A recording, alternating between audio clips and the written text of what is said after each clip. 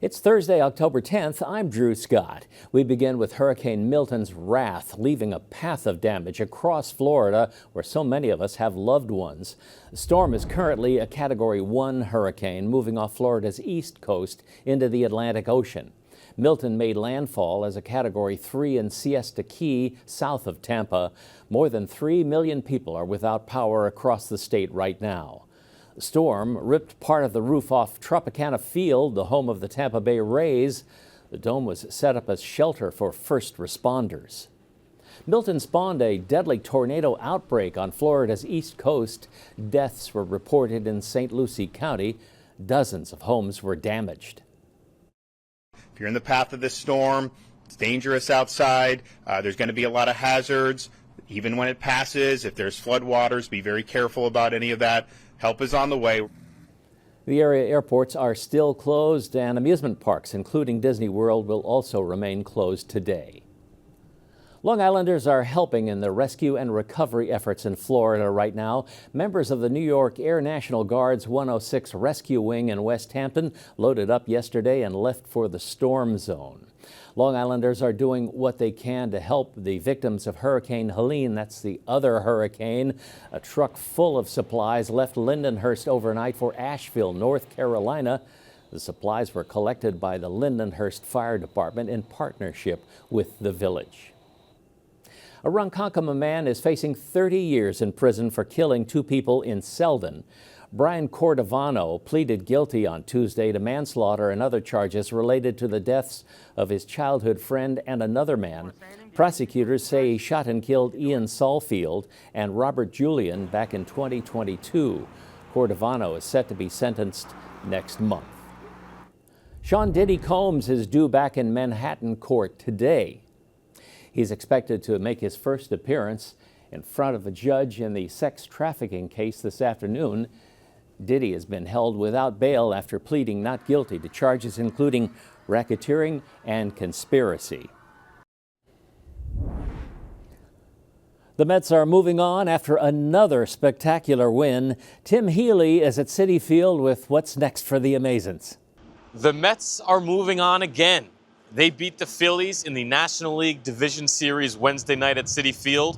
Francisco Lindor's grand slam in the 6th inning not only set Citi Field into a tizzy, but was perhaps the greatest moment in the history of this ballpark. A few innings later, after Edwin Diaz struck out Kyle Schwarber for the final out, the Mets partied. It was the 3rd time in 10 days that they had a celebration like this, popping bottles, dousing each other with beer, lighting up cigars. But it was the first time that they did it on their home turf. Never before in Citi Field's existence had the Mets clinched really anything here, postseason berth, postseason series. But now they have, and there might be more where that came from. They're moving on now to the National League Championship Series, wherein they will play the Padres or Dodgers, depending on who comes out of that division series. That's baseball's Final Four. The winner of this next round gets to go to the World Series. So it's getting very real very quickly for these perhaps magical Mets who nobody expected to be here. Reported from Citi Field, I'm Tim Healy for NewsdayTV. Meantime, the Yankees can close out their series with the Royals after a big night for Giancarlo Stanton in Kansas City. Eric Boland is at Kauffman Stadium.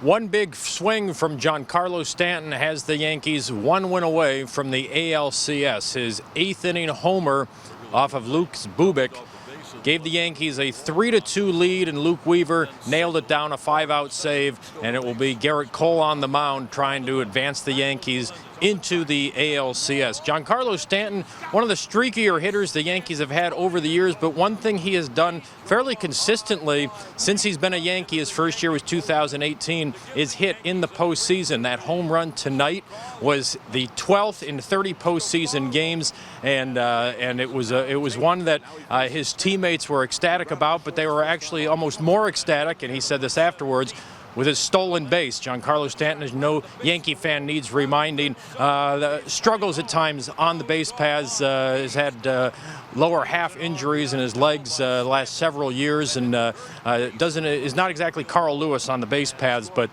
when he had that stolen base, he said his teammates celebrated that almost as much as the home run, maybe even more so. But his playoff performance, Aaron Boone characterized Stanton as, quote, a killer when it comes to the postseason, and he certainly killed the Royals' chances to take a 2-1 lead and close out the series at home at Kauffman Stadium. Instead, Kansas City's series will be on the line on Thursday night, and the Yankees will be looking to move on. Reporting from Kauffman Stadium in Kansas City, this is Eric Boland for Newsday TV. And you can read more about the Mets and the Yankees on Newsday.com. Click Get More below the Newsday TV video box on our homepage. Well, a new wind farm is powering parts of Long Island, and there's more to come. I just took a tour of the South Fork Wind Farm. You can see Long Island's electric future just beyond Block Island. It's called South Fork Wind, encompassing 12 giant wind turbines that eventually will produce enough power to supply Suffolk County's East End. Ørsted North America, a Danish company, has spent the last 11 years planning and building these giant windmills. New York State hopes that the South Fork Wind Farm will power up to 70,000 homes with 130 megawatts. But so far, it's nowhere near that number. So in general, wind farms produce the most energy during colder months, which aligns well with New York State's plan to shift toward a winter peaking grid as more buildings and transportation get electrified. So generally the colder months in the evenings is when offshore wind performs best. Representatives of the governor's office, construction unions, and environmentalists joined in the tour of the new wind farm, including Adrian Esposito of the Citizens Campaign for the Environment. This is critically important because this really is the first step on a long journey to transitioning from fossil fuels to renewable energy. New York State has been asked to approve 4 more wind farms for Long Island. One would be about 24 miles from Fire Island, called Sunrise Power. Patty Diorio of Ørsted is supervising that project. It's several times bigger than South Fork. New York's largest offshore wind farm, our Sunrise Wind Farm, and we are doing onshore construction works right now, employing hundreds of union workers right at home in Long Island. LIPA says Long Island's energy hunger is increasing by 2% a year, making these carbon-free projects more necessary in the coming 5 to 10 years. And you can read more about wind farms off Long Island on Newsday.com. Click Get More below the Newsday TV video box on our homepage.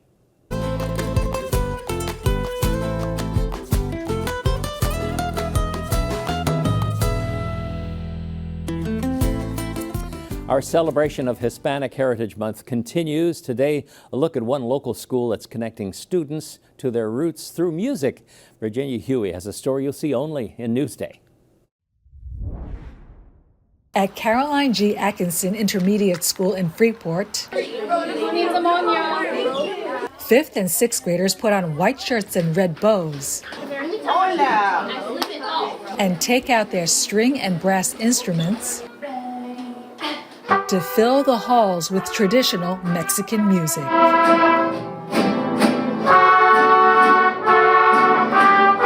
This is Mariachi Primero. The class has been part of the music curriculum since 2022. It's a rarity here on Long Island. We are one of the only school districts on Long Island that has a mariachi program. 11-year-old Oliver Martinez jumped at the chance to take mariachi as an elective because the music connects him with his roots. What I like about mariachi music is that it just feels like Hispanic heritage stuff, and I'm from El Salvador, so it feels like really joyful. Whether they choose to play string or brass instruments, students learn the history of mariachi music while also learning how to speak and sing in Spanish.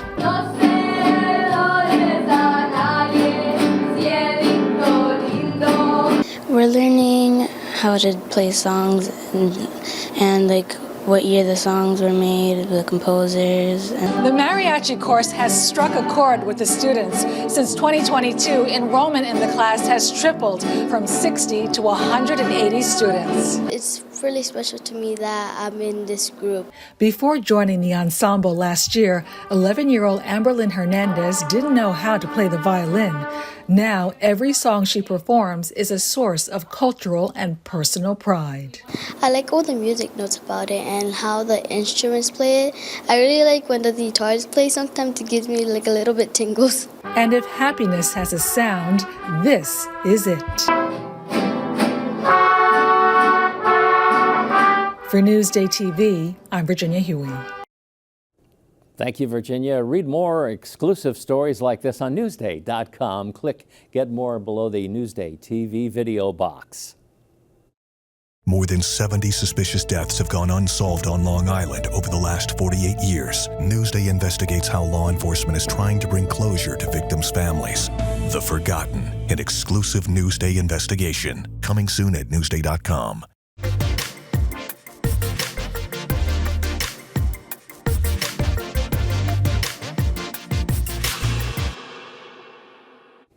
Okay, here's what's up on Long Island. Check out the Millneck Manor Apple Festival. It features a variety of apples, grilled bratwurst, cheeses, and craft vendors. It's Saturday and Sunday at Millneck Manor. Take a behind-the-scenes tour of the Fire Island Lighthouse. Explore the historic lighthouse from top to bottom. That's Saturday. Meet Tom Colicchio in Huntington. The restaurant owner and top chef judge takes his Why I Cook book tour to the Paramount on Saturday. For admission info and more events, click Get More below the Newsday TV video box on our homepage. Let's check out our hyperlocal forecast. It's feeling like fall out there. What a beautiful, cool day it's going to be all of this week, really. Let's take a look at the day planner. Nice and sunny today, but it's going to be cool. Highs around 61 degrees, that's it. Tomorrow warming up just a bit with highs around 68 degrees. Looking at your 7-day forecast, you can see mostly sunny days ahead with a few scattered clouds.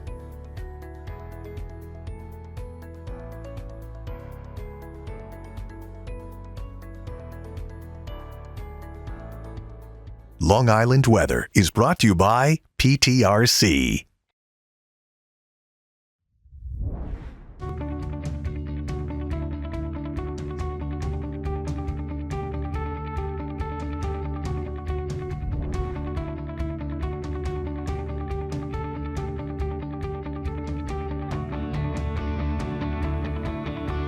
You're watching Newsday TV. I'm Drew Scott. Thanks for watching.